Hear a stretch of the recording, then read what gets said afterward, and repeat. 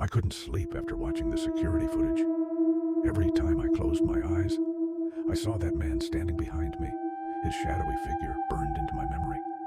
I tried telling myself it was some kind of glitch, a camera malfunction, but deep down, I knew that wasn't it. The next night, I was back on the same route. I didn't want to be, but I needed the money.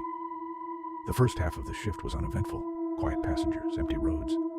But as I approached the stop where the man had boarded the night before, my chest tightened. I slowed down and scanned the area. No one was there.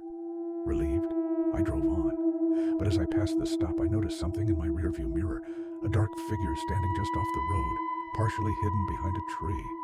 My hands tightened on the wheel, and I forced myself to focus on the road ahead. By the time I reached the final stretch of the route, the bus was empty again. That's when I noticed something on the floor near the back, a crumpled piece of paper. I hadn't seen it earlier, and it definitely hadn't been there when I cleaned the bus before my shift. I pulled over, picked it up, and unfolded it. The handwriting was messy, scrawled in thick, uneven lines. It read, "You didn't see me. Stop looking." My stomach churned. I glanced around the empty bus, my pulse racing. Was someone still here? I checked every seat, every corner, but there was no one. I finished my route and drove straight to the depot. After parking, I ran to the security office to review the footage again. I needed answers. This time, I watched everything closely, frame by frame. The footage showed the same thing as the night before. The man boarding, sitting at the back, and then standing behind me. But now, I noticed something else. Just before he disappeared, his head turned sharply toward the camera, like he knew he was being watched.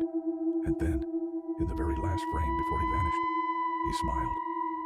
Shaking, I rewound the footage again, trying to make sense of it.